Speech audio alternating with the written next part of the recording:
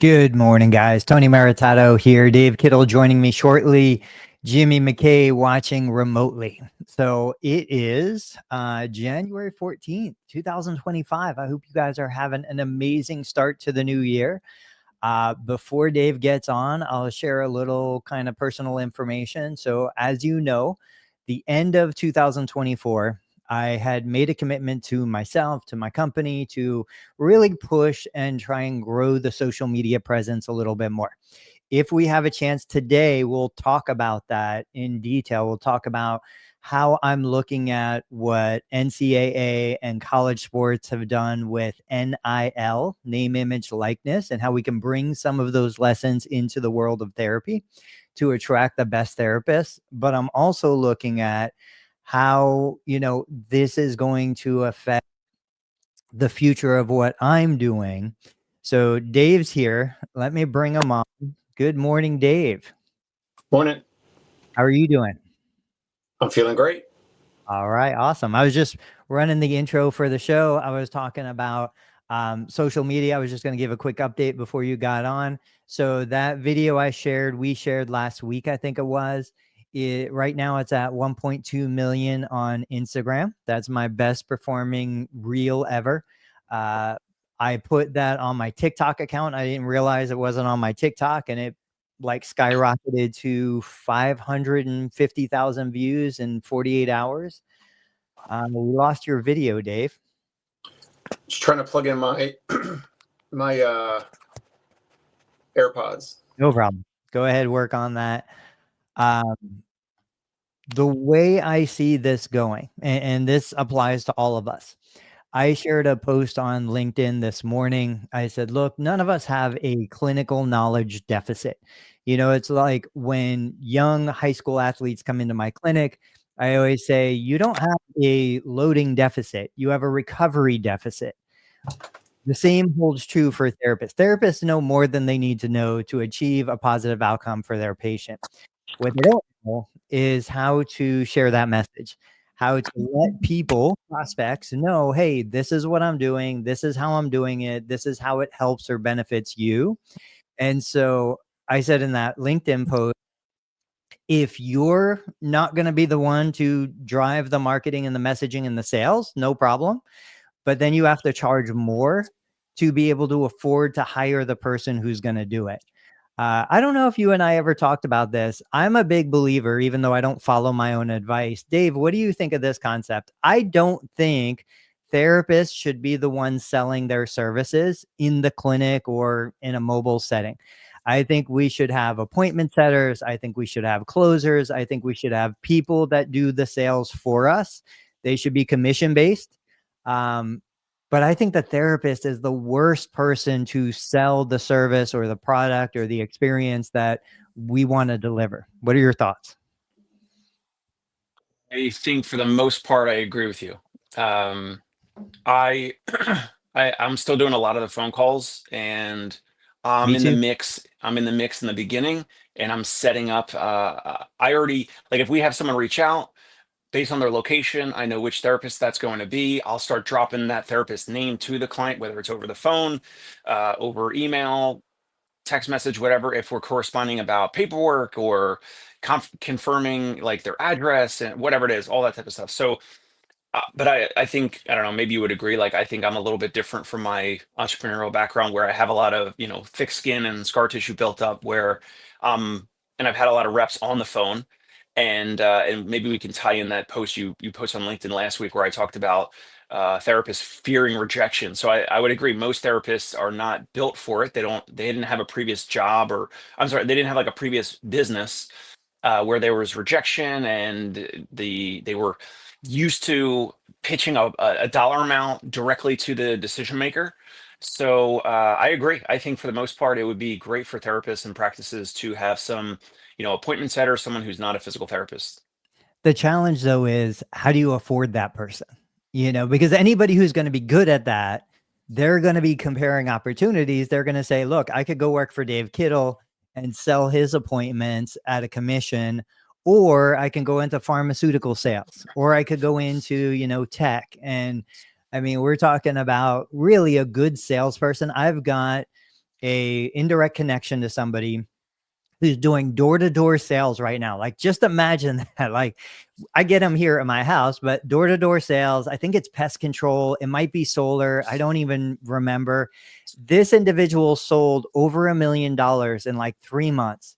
The commission was ridiculous. And so when you're looking at somebody who has the potential to communicate with another human being and sell something and earn 300, 500,000 a year in a couple months, how are they ever going to work for me? How am I ever going to afford them? I think that's a big challenge.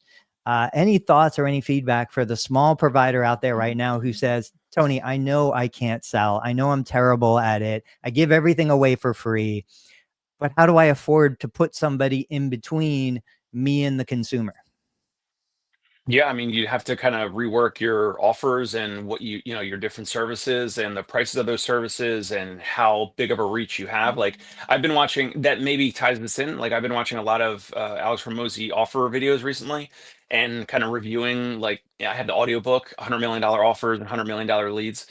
And, you know, reworking those offers, but you have to have something that will then keep someone or pay X amount over time, knowing that customer's lifetime value. So if they're going to start paying $100 a month or whatever it is, a couple thousand, you have to understand, like, how much is that one patient or client or you consumer or customer or whatever, how much are they worth to you, and like how much will they spend. And the challenge is if you're coming from an in-network insurance world, it is really challenging to even wrap your head around. I've given examples, hopefully not too much of like a humble brag, but I've given a lot of examples here on this show where we talk about you know, patients and families who, you know, spend $30,000-$40,000 a year with us. I know, I can't even, like, I've stumbled into it. I can't even believe that people have that money and that do that. Now, unfortunately, that's not everywhere, right? That's not every state or metro or rural area or whatever.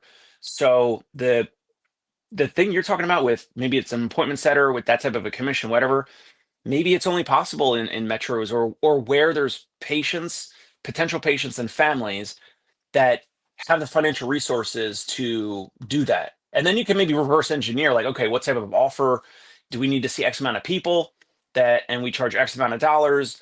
And could we? I mean, we could maybe on another episode, we could probably break down on a spreadsheet and say, could there be a physical therapy practice that's similar to that solar example or any other example?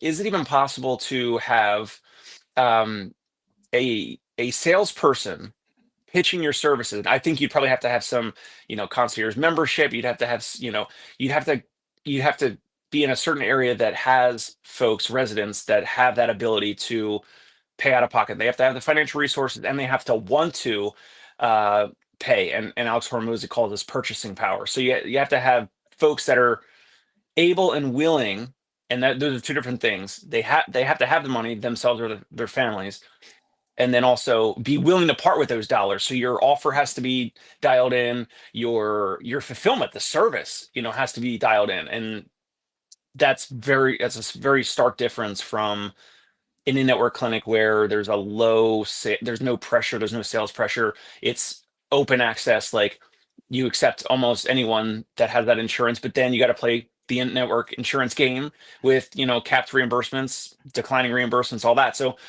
it's a big challenge if you've been indoctrinated in the in-network insurance world for years or decades. Yeah, this is going to be a thread we're going to weave, I guarantee, through this whole episode. Let's take a look. This is a video clip you commented on. Oh, you know what? I didn't go get the hello fellow physical therapist clip. I forgot about that one. Anyway, this is a clip.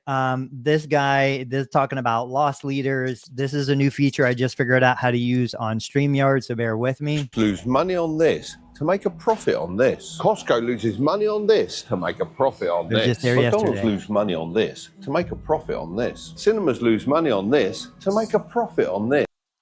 All right, so we get the idea.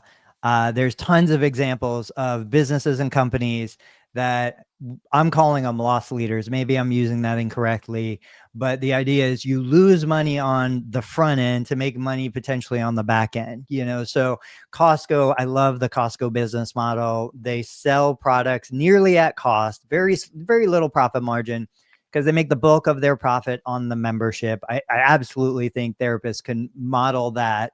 But this is where I look at, I think we could learn every lesson we need out of patient care and put it into business. So just like if I have a patient that wants to walk again, they had an injury. We have somebody right now had a fall at home, pelvic fracture. They were fully independent prior. Now they're struggling to just take a step. Loading that fracture side is painful. That person has to do a ton of stuff they don't want to do to be able to do the thing they want to do. It's a very simple concept that travels through all of therapy services. It's the same for us. If I want to treat a specific patient without the financial restrictions of them having to pay for it, being able to afford it, being able to do that, I have to put in the work to build the other parts of my business that generate the money and the profitability, so that if I don't want to sell, I need to be able to afford to pay a good salesperson.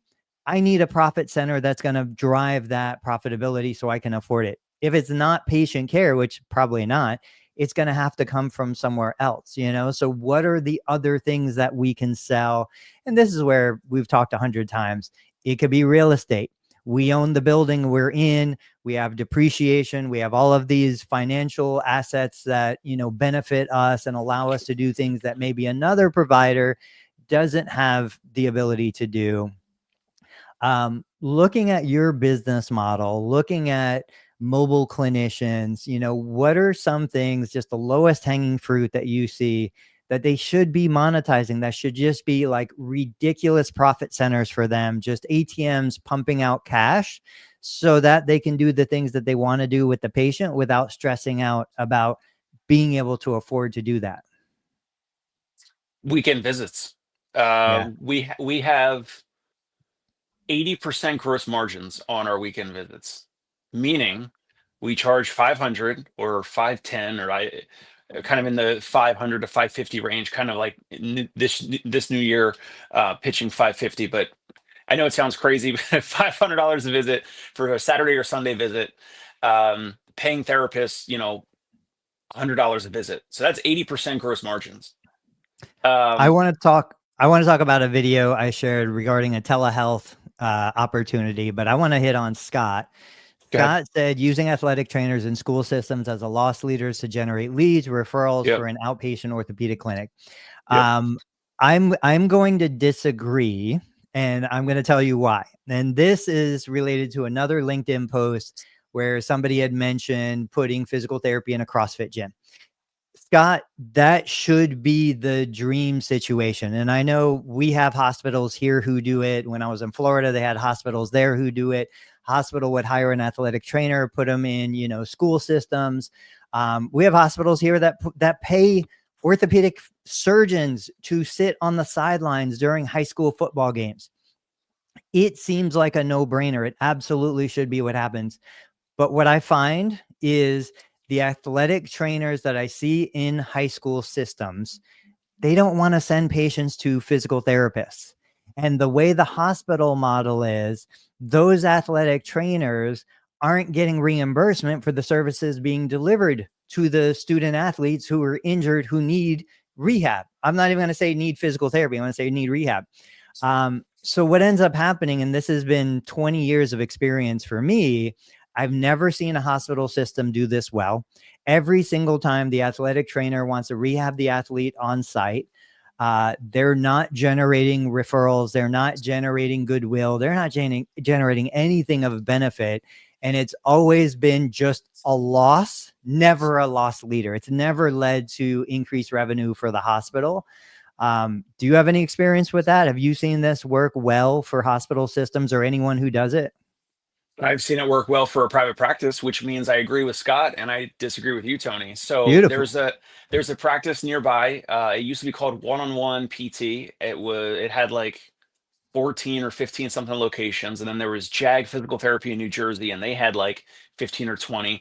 They merged together, they became JAG 1 PT, and now they dropped the 1 and now they're back to JAG PT. So it was kind of like a merger, but JAG really bought one-on-one. And anyway, so historically, that location that happens to be 3 blocks away from us, and I know this intimately because my wife Annie used to work at this clinic, and I also knew I think 1 or 2 of the ATCs actually came to our wedding back in 2015. So yes, Scott says, thanks, Dave, you're welcome. Scott, I got your back, man. Listen, and here we go. Let's get into it. So this practice had 1 or 2 or 3 staff ATCs.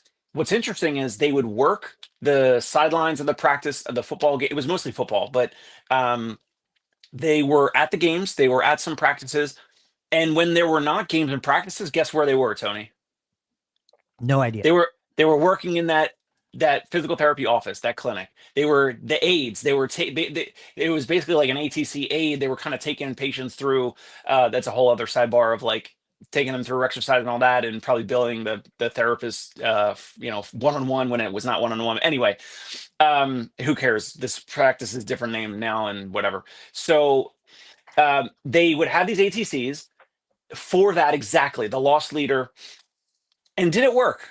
I mean, I don't have the dollar amount, handy, but like Annie used to say, they would all come in. The football players would all come in after practice, and it would be like a ton of them. And it was, in general, like a lot of them would do subsequent follow-up visits, and they would get hands-on treatment and all that in recovery. So Scott said he was a trainer. So Scott was a trainer before becoming a PT, and it would work very well for them as well. So with this practice, the evenings, like after practice, they would have a lot of football players come in, and they would kind of like that whole buddy system. It seemed like it was probably like, the social, like cheers, like the social setting like you have in your practice, Tony. Like everyone knows each other and everyone's joking around and all that. So in terms of lead generation and getting new patients, it absolutely worked, at least for that practice. So I concede to Scott and Dave, and I can absolutely see how a private practice, even a larger private practice, could do it properly, whereas a hospital, they just don't care. There's no real financial incentive for it. They don't care. They've got it in the budget. They're just going to do it. That being said, let's build on this football, injuries, monetization. So I'm going to share another video. This is a short clip of the beginning of a telehealth call. Now, this is with family. This is not, quote, a real patient, but this will introduce the idea. Give me one second. This is your family? AC joint what, though? Well, on the sheet it says separation, but they said separate. But they originally, like, the first lady was like, I'm going to need somebody to come and help me get this back in place. Okay, let me get rid of that. So that's my family, my nephew and his mom. I have permission to share. It was late at night. I mean, if you look at me closely, I probably just got back out of bed because I would have been in bed already. But this has been another one. And you're like, I'm recording this, otherwise I'm not getting out of bed. Yeah. But this is another example of like, hidden value that we're not accessing, that I think there's a population within the profession that would love to do something like this. So they were at a football game. They go to the ER. It was an AC joint separation / sprain. They were in the emergency room. They had imaging. They did all that stuff. They get discharged. They get back home. They're like, we don't know what to do. What do we do now? And so thankfully they have an amazing physical therapist in the family.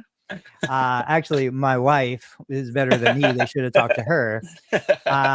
And so we jump on a video call, and they show me what's going on, and they point to the section. They're like, this is what I think they said, but I don't really understand. And I have these conversations constantly. There's value in this. And so if you're talking to somebody who doesn't have a PT in the family, and everybody who's a PT has this happen to them, is it worth $100, $200 just for the peace of mind to get home at 11 p.m. after practice, after a game, after a theater event, or, you know, whatever your kids are into, to be able to get somebody you trust on the phone, who's licensed, who's a professional, who's done this 100 times, 1,000 times, and be like, hey, what do I do? I was just talking to somebody yesterday, a different case, similar diagnoses, just had surgery. They were like, my kid's arm is killing him.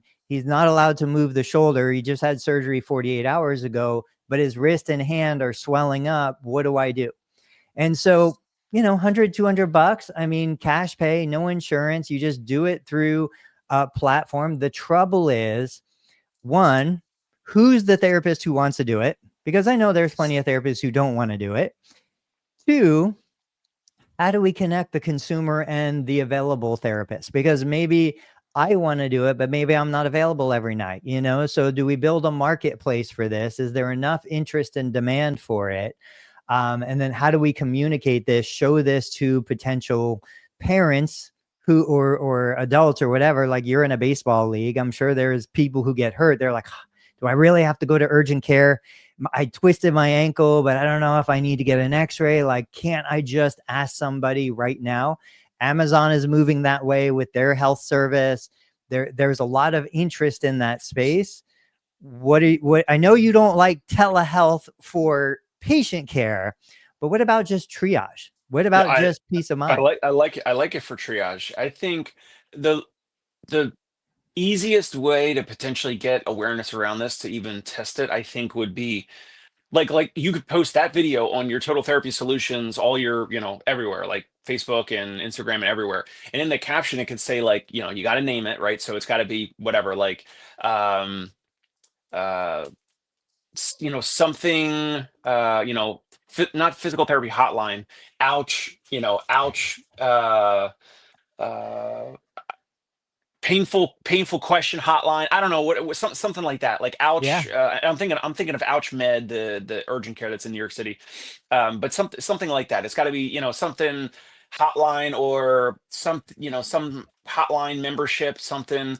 And maybe the first time you call in, it's like, well, you know, Tony, you know, you heard about this on social media, maybe it was a Facebook ad, whatever, and it'll be a $500 call, like, for that family member. Let's say they didn't have Tony Maritato as their therapist. That family member went online to the Ohio painful hotline, whatever, and they say, well, it's going to be $500 for this triage call, or you could sign up for $100 a month, cancel anytime, and it's month to month. Now, does that help? Like, you got the $500 per call as the price anchor. It maybe segues people into continuity. Are people going to continue to pay for that month over month, or is really like an a la carte, like one-off thing, and you pay for it, and that's why it would be $300 or $400 or $500, you know, per call. And the call could be, I've heard this, I forget I think we talked about it on a previous episode. Like, there's some veterinarian, like, doggy hotline that one of my clients in Brooklyn called, and it was like, I think it was something insane, like $500, and it was like a 15-minute phone call. Yeah, I think it was Cody. I'm looking through my old thing. I think it was Cody on LinkedIn who asked about membership models. Yeah, Cody Thompson asked about, like, subscription services, membership models, how to bring that into patient care, who's doing it well. You look at something like this, and while the individual consumer might not be the ideal client to pay the membership, they might pay the one-time, you know, fee for it. What about the athletic director? What about the sports team? What about the person in charge? B2B. Yeah. So when we were looking for my kids' elementary school, we were looking for one of the local hospital systems to donate an athletic trainer for some of the games. We were negotiating, okay, we're going to give you a mention, a shout out. We're going to mention the name. We're going to mention these things. And then I do think it came down to, they were so short staffed. We had to put some money in for each game in order for them to then send us the athletic trainer. But it wasn't the individual parent of a kid who might get hurt who is paying. It was the school who is paying to have the availability of the athletic trainer, whether they were used or not, you know, and that's where something like this would come into play. I agree with you 1,000%. That's why that video is from like 2-3 years ago. Oh. People don't realize I have content, I have videos, I have stuff in perpetuity That the because world has never seen. I know that there's going to be an opportunity where somewhere, someday, this is going to be used. So I was data mining and I was like, oh, I found this video. I totally forgot about it. I had no intent to talk about it, but I was like, yeah, I'm going to bring this out and I'm going to share it on LinkedIn and talk to Dave about it. Dana said 100% for triage, if nothing else, because physicians are triaging these patients anyway. We should be available wherever physicians are creating access and we're able. There was an old, I'm going to say article. I don't want to call it a study. I think it was published in the Physical Therapy Journal or one of those journals. And basically what it was, it looked at putting a physical therapist in an orthopedic office to triage where the referrals would go. Is it appropriate for a PT referral? If it is, where should they go? And what they found was there were benefits on all sides. It saved money. It improved the patient care experience. It did all of these things. Because generally we know it's either the surgeon saying, go wherever, or go to the hospital because I'm being forced to tell you to go to the hospital. It's, somebody in the office who manages referrals. There's a list of opportunities or clinics locally. There's no good referral mechanism in most cases. Here locally, I think it's public knowledge, but like NovaCare is literally in the office of an orthopedic group and routing all of their referrals. Well, guess what? Where do you think those referrals are going? So my thing with this is we step into the conversation sooner. We're more involved with helping those patients get what they need. And at the end of the day, it's obviously a better business opportunity, but a better patient care experience because we understand, even to the point of, okay, this is more of a sports medicine based. This person wants more of a manual, touch. This person wants more workers' comp. We know better where those people should be going. Yeah. I like the idea of trying to share it with your community and getting it in front of more folks so that you even have awareness from it. Another option, as I mentioned, like I hypothetically pulled out numbers. I said, $500 for a call or $100 a month. And if you're calling, you're like, well, I'm not going to probably need it next month, but you're just thinking about right now. $100 sounds a lot better. You get someone into some continuity thing. But then again, they're probably not going to need it in month 2, 3, 4, or 5, right? So another option would be that patient who happened to be your family member, if they didn't know you, they call Ohio painful hotline, whatever we're gonna term it, and the cost is $500, or it's depending on the emergency situation. But like in physical therapy, this is what I'm starting to do now by saying, hey, it's this amount here, and I'm price anchoring it. It's more expensive, or it's a lower dollar amount if we get a Google review, a Yelp review, and a video review after after you experience service or whatever, like something that like we can save you some money. It's going to be cheaper, but we need something in an exchange. And then or you could have it for this type of service, which is something that I think would have low awareness in a community. The discounted, like you pay $500 up front, you have to have that patient, that family member, post on their Facebook about the service, and then they get like a $250 rebate, and then you get like half of it refunded. What do you think about that? I love it. I think it's a little too businessy for the healthcare community. Real quick, Scott said, use the trainer that already has a relationship with the parents, athletes, the school administrators to sell the service, the membership. Yeah. Dana said, go and be where the patients are already accessing care. This is where I would bring in kind of the concept I've talked about before, piggyback SEO. I would say, let's look at what's already established, what's already been done. I don't know if you remember, there used to be Ask Jeeves. That was a website. There's other like Ask an Expert websites. Now these are, covering all sorts of topics, not healthcare. But these are established models that have been proven successful already. The guy I follow on social media, Jared the plumber, he has a $47 a month membership for his plumbing customers. Now, we don't need plumbing services every single day, but what he says is for the $47 a month, it gives you fast access, you get priority scheduling, you get discounts on services that you would need anyway. I was listening to a show where somebody was talking about dental hygienist and dental cleaning. They said their wife, I think it was a My First Million podcast, the wife wanted to go to get dental cleanings more frequently. They compared it to the Dry Bar, which is a place that it's like a hair salon. They don't do cuts. They don't do anything. All they do is they do a wash and they do a blowout. So if you're going out for a beautiful night on the town, you go to the Dry Bar, you get your hair done.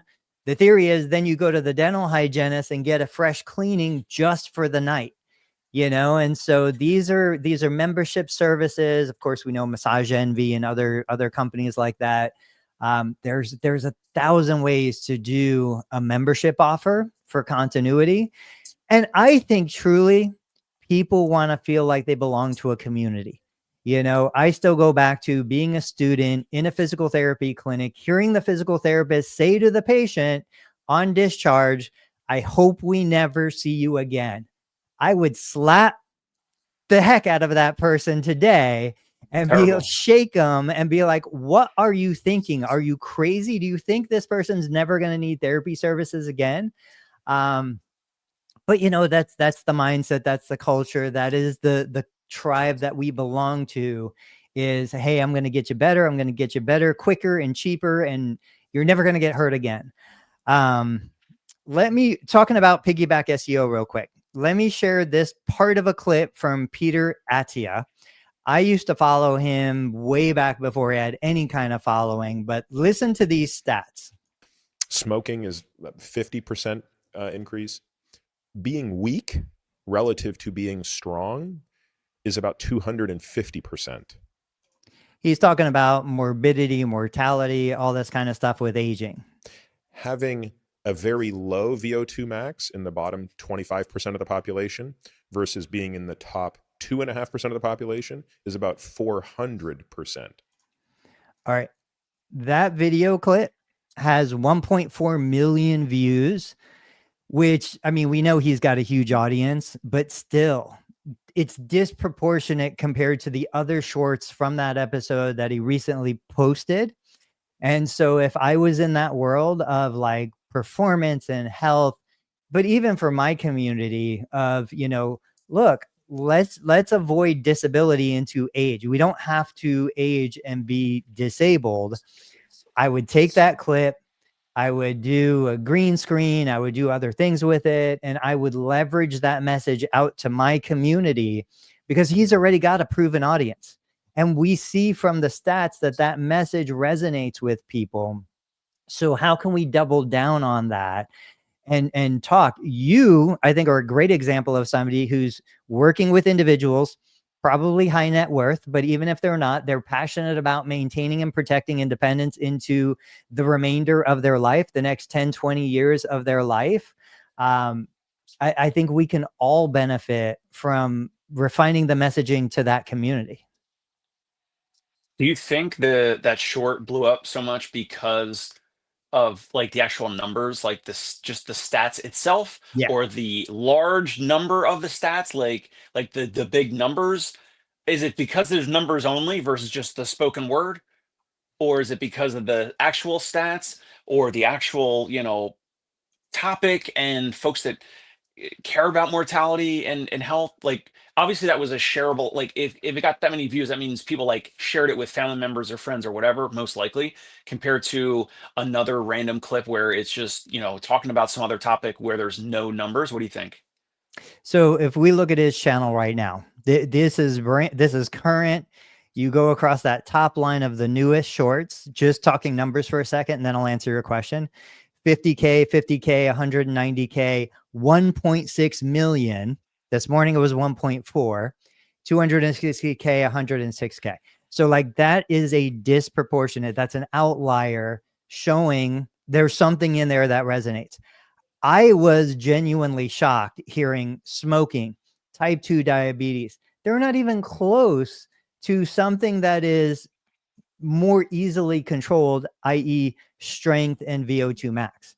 You know, like that was astounding to me. I think that's shocking to other people. And I think that's something that is clearly resonating with those people. Just like when I share a video and somebody points to like pes anserine bursa, they're not saying that word, but they're like, right here, this part of my knee hurts so bad. When they say the surgeon x-rayed it and the knee is perfect, but it still hurts. Those are messages that resonate with that community powerfully, and it drives, you know, views and engagement and posts. And yeah, there's something in there. It doesn't matter what it is. It's proven that it's resonating. Let's jump on that right now. Let's start creating our own content around those messages and how we can deliver increased strength, increased VO2 max, how we can help that community who doesn't, you know, I love sharing the picture of Archie Bunker sitting in the chair as a geriatric, because none of us want to be that person, but too few of us are taking action to avoid being that person. I think I would love for your feedback. I know you don't want to, analyze it or over analyze it too much, but for that video, I know a lot of people that follow him probably know what VO2 max is, but I would bet that, so now it's at 1.6 million or whatever. I would bet, I don't know, 80% of the people watching that clip don't know what VO2 max is, or if they know what it is, they're like, they're sharing it or they're watching it several times or something because they're like, I might know what it is a little bit, but like, how does that affect me, or how do I improve that number or something? I feel like that's something. I It feel like could that's be. part of it. I think a big part of it is, I disagree. Shocker. I Okay, do great. think most of his community knows what VO2 max is. I mean, he's been talking about it for a decade. I think what resonates with the viewer in that clip is they feel smart. They feel like they're doing the right Informed. thing because they're already working on strength. They're already working on VO2. That is not the clip that's going to turn my 82-year-old patient Right. Right. into an avid weightlifter and kettlebell user. That's the clip that's going to turn somebody like me, bring confirmation to my bias in saying, I am better than you because I already lift weights and I already work on my VO2 max, and I'm smarter than you because I know what VO2 max is, you know? And I mean, my real experience, he talked about years and years ago, VO2 max and being an indicator for longevity. And I went and looked and I researched, how do I improve VO2 max? How do I measure VO2 max? How do I know if my VO2 max is better than the norm? You know, like those are the things that I researched back then. Even though I came out of a kinesiology, sports medicine background, I had forgotten a lot of that stuff. I think that's really what makes that clip resonate. It makes the people doing it already feel smarter and better than everybody else. Going back to the lost leader video earlier, could practices be pitching because now there's more physical therapists doing the VO2 max testing, right? With the Yeah. PNOE and other devices or whatever. And I think that device, and it's like a face mask. And I don't know if you have, maybe you have patients buy their own mask, or maybe you sterilize them in between patients. I have no idea.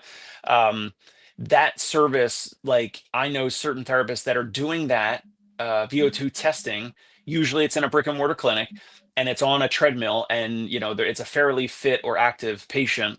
Could that be a service? We talked about the loss leader, so you get the low paying in-network insurance contracts as the loss leader, bringing patients in. You got a big wide funnel. You get them in for 1 or 5 or whatever visits, but at the first visit or the second visit, if they are over, I don't know, 50 or whatever years old, could you offer this? Could you say, hey, your insurance doesn't cover, but like this, first of all, do you care about living as long as you can because grandchildren, whatever, like you would have already figured that out. Yes, they're very motivated to get down on the floor, play with their grandchildren, whatever it is. if they're an older individual, great grandchildren, whatever. And could you then offer that the VO2 max test as the cash pay offering, and then depending on the person and the service and all that, charge quote unquote like higher ticket compared to what they're kind of paying for the in-network PT service? Yeah, I mean, testing, like objective, measurable, technology-based testing would blow anybody's business out of the water, because, it's one of those things where we know that we could assess somebody's functional ability with our eyes and our brains and our ears and our hands. But once you put that little piece of technology to work, so I've been talking to Doug Adams from Run DNA. He's got the Helix 3D gait analysis system. I mean, it's an amazing piece of technology. And you hook up the sensors, and like there's an experience involved with the testing. The same holds true. We know chiropractors that, I don't even know how they do it, but they put those little things on a spine and they show you the red bar and the blue bar, and they show you, well, this is super active and that's not active enough. And I think we know the greatest proof to me that that kind of objective, quote, objective testing is effective is MRIs. And why insurance companies are not paying for MRIs for low back pain until the person has done 6 physical therapy visits is because the insurance company knows, man, you want to sell a surgery, go get an MRI.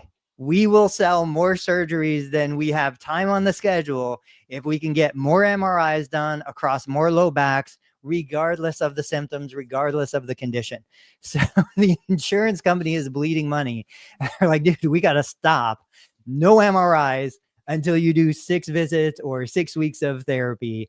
That had a major impact on how quickly patients were going to surgery. And guess what?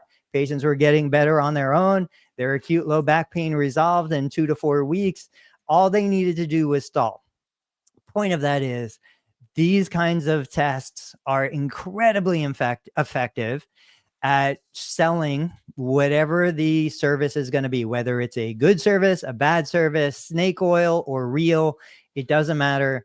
Something like that is, and that's where you go to the ultrasound, right? The musculoskeletal ultrasound. It could be used for good, it could be used for evil, but the point is, it's an effective tool in getting buy-in, getting commitment, getting the patient to be like, yes. I remember last part of the story. We used to do metabolic testing. We had something called a body gem. It was a little device, indirect calorimetry. You'd sit there in a quiet room. You'd put this in your mouth. It was like a snorkel type of thing. You'd breathe through it. And then it would give you an objective measure of what your basal metabolic rate would be. You talk about, seeing how people react differently. I remember there was a woman, shorter, heavier, all of these things. She comes in, she does the test. We're like, okay, great. Here it is. You're shockingly low metabolism. It's like 652 calories per day, but this is what we can do to increase it and change it. And we'll put on muscle mass. No, I don't want any of that. I just wanted proof that my metabolism was low, and that is why I can't lose weight. Thank you very much. I'll see you later. And so, okay, she got what she came for. That's what she wanted. But yeah, these kinds of objective tests, even though we know we don't need them, they are incredibly effective in improving buy-in and getting the patient on board, getting the patient to do what needs to be done. So that was an out-of-pocket service at your practice? Yeah, $100, $120 for the testing. Testing took about 10 to 15 minutes, and it was supposed to be lead gen to selling a personal training package. But again, hey, I hate selling. I hate convincing people to buy stuff. If you're not begging me, I don't want you to do it. That's why you no longer offer it? It's one of many multi-$1,000 devices that are in my clinic collecting $100 for 15 minutes. I mean, that's a $400 per hour run rate. I mean, I don't understand. I know it's tough, man. It's the psychology. It's all the baggage in my head from years ago. I don't know. Speaking about selling, are you going to be raising your rate on the Learn Medicare billing course? So We can raise prices in a lot of Still, different ways. it's still $4.99. It's still $4.99. No, I have no plans to raise that. I think what I did announce, I don't know if you saw it. I'm going to do a live event here in Ohio. It's a beta run. It's my first time ever doing this. I had dreams of doing something like this, like back in the mid 2000s. I bought a piece of real estate. I had everything set up. I was going to do it, and I chickened out. Every time I try to do it, I chicken out.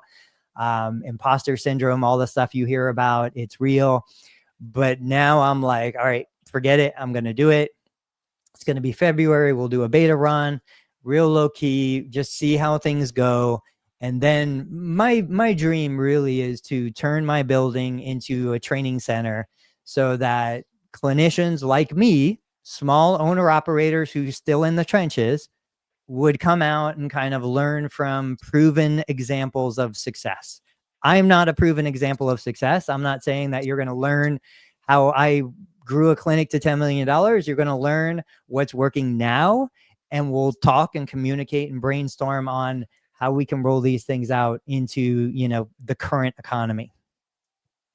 I didn't know that about the I know. announcement. That's awesome. I'm announcing it to you for the first time. Oh, I thought you said you put it on social media. I did. It's just on my private, like my Facebook. Okay. I haven't really pushed it yet.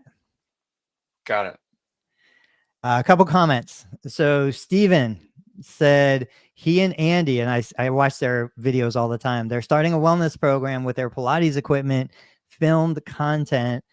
Thanks for the nudge. You know, Steven's doing Amazon influencer videos. Steven's doing a ton of stuff.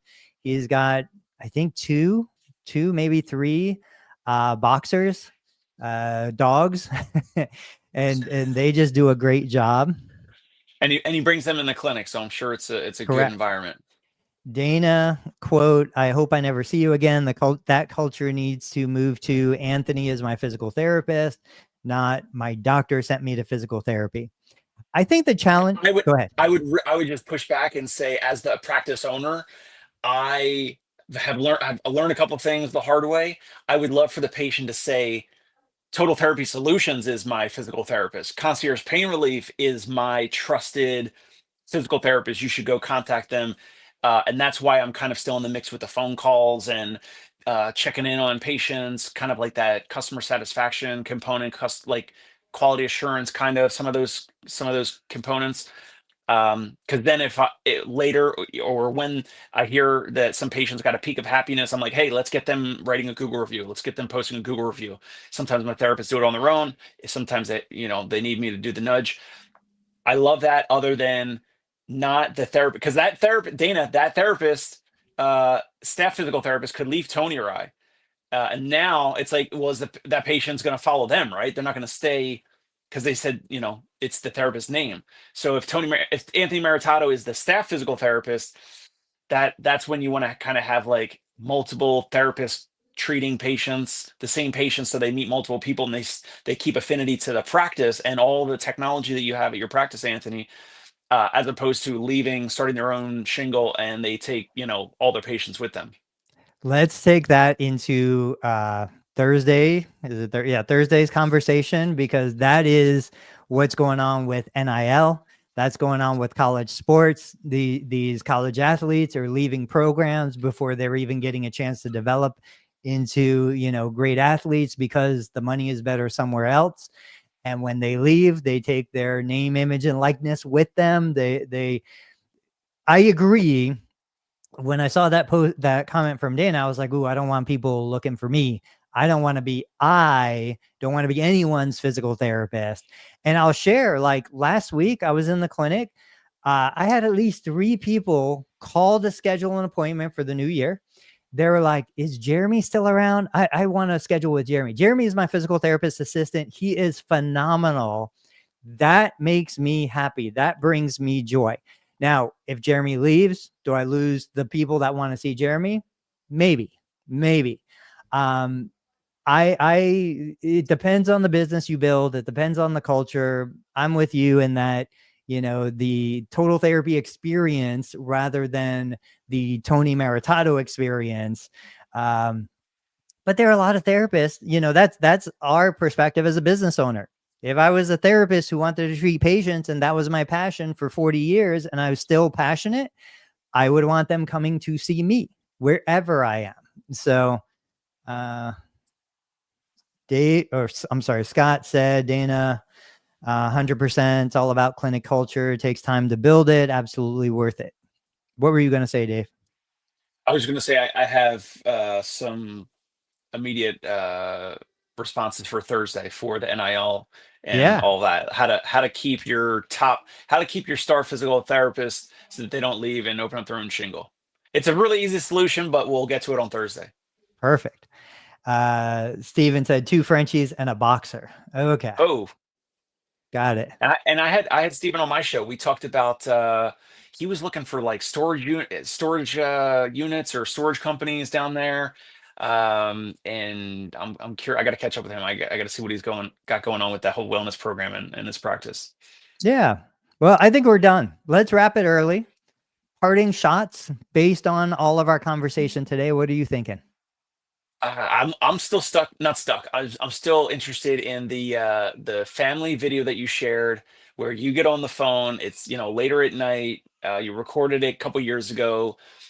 I do think there's something there. I do like the component of what Dana Strauss said of like, go where, physicians are, but like you could maybe, like, instead of me thinking like, hey, we need to promote this and we need to, tell the community about it, but they don't know about it, that family member only knew to contact you because they're like, oh, we, the shoulder AC, whatever situation dislocated, what's going on, let's call our our resident family physical therapist, Tony. Let's get him on the horn.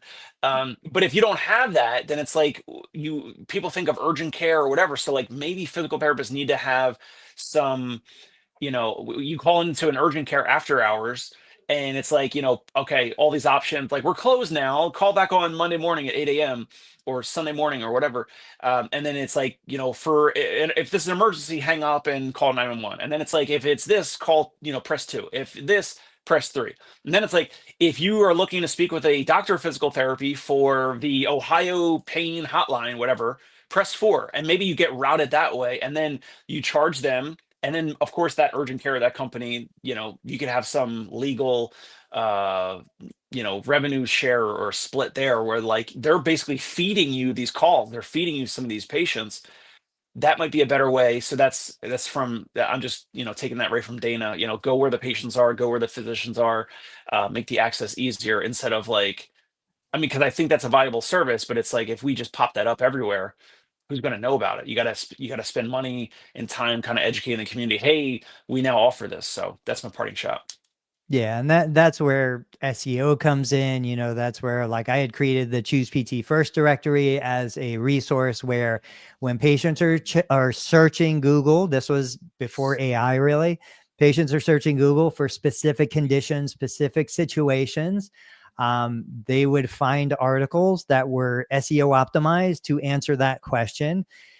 This is where the piggyback SEO idea comes in, where if somebody's saying, who's the best ankle surgeon in Middletown, Ohio, they're not looking for the best physical therapist after I have ankle surgery. They're looking for the best ankle doctor, ankle surgeon.